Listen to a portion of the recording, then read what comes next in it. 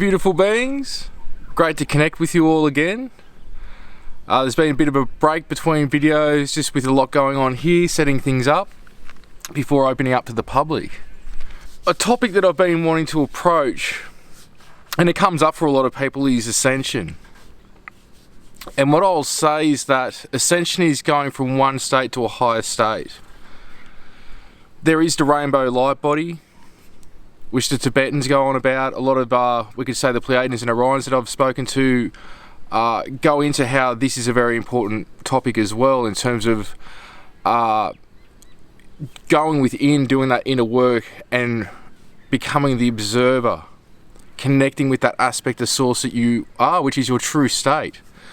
That from that and your experiences and your lives and your lessons, and through forgiveness and love and raising of one's frequency and really doing a lot of inner work, is how they obtain that over a certain amount of time. Of course, there's beings like Padmasambhava, which is sort of like we could say the Buddha, the second Buddha that brought knowledge to the Tibetans about the rainbow light body. You got other people like Buddha that obtained enlightenment. There's different ways that we can talk and go about this topic, but why I'm bringing this up is because I think Ascension gets blown out of proportion within this community, and it's not to put anyone down, because there is the rainbow light body. There is going to a new earth, another dimension, achieving that higher, density state of consciousness. But while we're here in the earthly plane, we've got to be grounded about some of this as well, and everyone's got their own journey. There are some that are meant to achieve the rainbow light body, going to a new earth, what have you. But I'd like today to talk about Ascension in the earthly form, which is just raising one's frequency. I must say, in the last couple of years, I've seen an exponential jump through current world events. People coming to me that would have said even months ago or a year ago that I was crazy if they met me before then. And it's not about being right or wrong with any of this. I think we've all got to appreciate everyone's point of view. Everyone's got that piece of the jigsaw puzzle. But we can't have our head in the clouds as a collective, especially as a spiritual community, for us to be the guiding light, the guides in physical form to the rest of humanity. And so when I'm talking about earthly ascension, it's raising one's frequency to a higher state, and that's what I'd say all of you watching this are doing.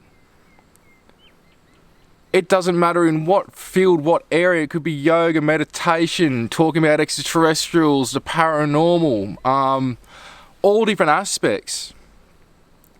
Through doing that inner work, through, we could say, research and study and physical putting in the work, through meditation, different techniques, that is a form that's pushing you to rise to the occasion. And I'm seeing that more than ever in my lifetime now. And of course, I'm not super old, I'm 38. But in the time that I've been in the public eye for over 11 years now, we could go back to 2012, other times when people were talking about stuff. I was seeing a shift, but not in a shift that I'm seeing now. I wasn't sort of feeling it like others were back then. But this is what it comes down to, is boots on the ground, getting in, doing the work. And so the good news is, I'd say that everyone's going through this form of ascension. That's watching this, you're going through this form of ascension. You're going to realise at times as well that what you once knew is drifting away. And what I mean by that, it could be people, places that you went, things you used to do. You're not feeling it anymore. And it's not that what you're doing was bad, although in some cases it might be, whether it's substances, places that you're going, people that you're surrounding yourself with. But as you rise your frequency, and it's rising and rising and rising, things that aren't in alignment with where you're going to aren't frequency specific anymore, so they start to drop away. And there is this, what I call, and I've talked about this with many people recently, there's this Topsy-Turvy Phase, where it's like, alright, I'm by myself at the moment, I don't know what I'm going to do. It's almost like you could scream out to the universe. But that is a good point. At that point, it doesn't feel comfortable on the human level. But there's this shift, this change that starts to occur where new people, new opportunities, new things you start to do start to present themselves. And we do go through cycles. It's not the end all be all, and that's a law about the universe, is that everything's in a state of constant change. So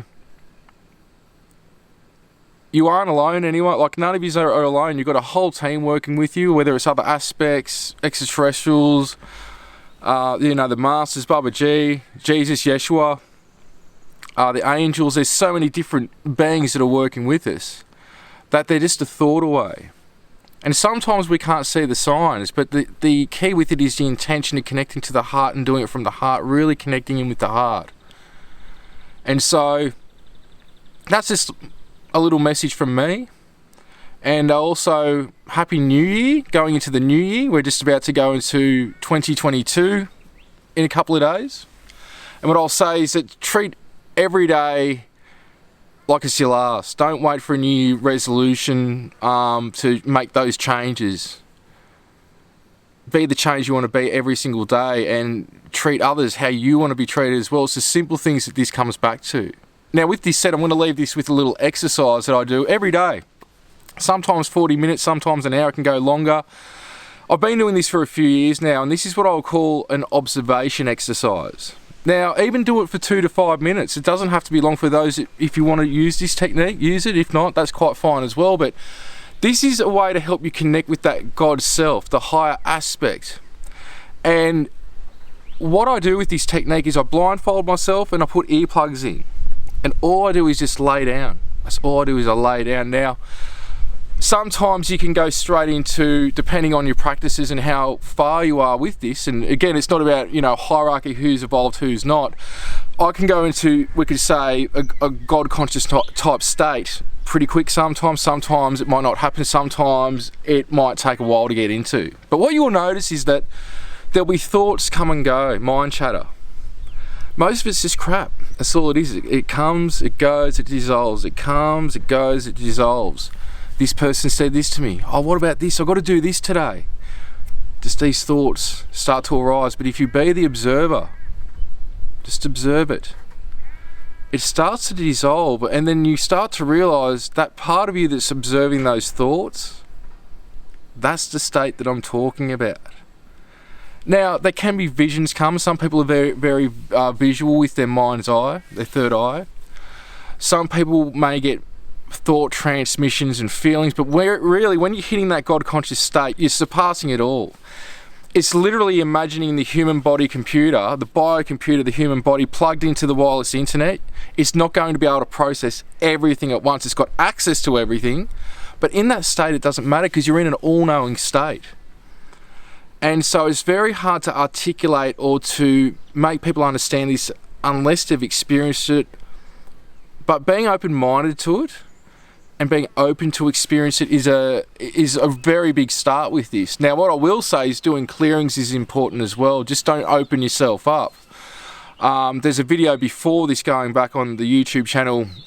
One of my most recent ones going into a clearing technique. Now, of course, with anything that I'm going to show you guys, like I've been a meditation teacher for 10 years.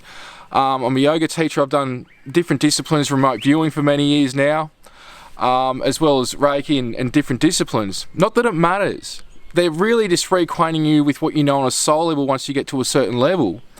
But it's just tips and tools. It's tools for your spiritual toolbox. You can use it, mix it up, change it, swap it around. It's entirely up to you guys. But there'll be more videos in future from the sanctuary here that I'll be going into different topics, different techniques, like I've mentioned. But for now, blessings and love, light and bliss. Thanks for watching.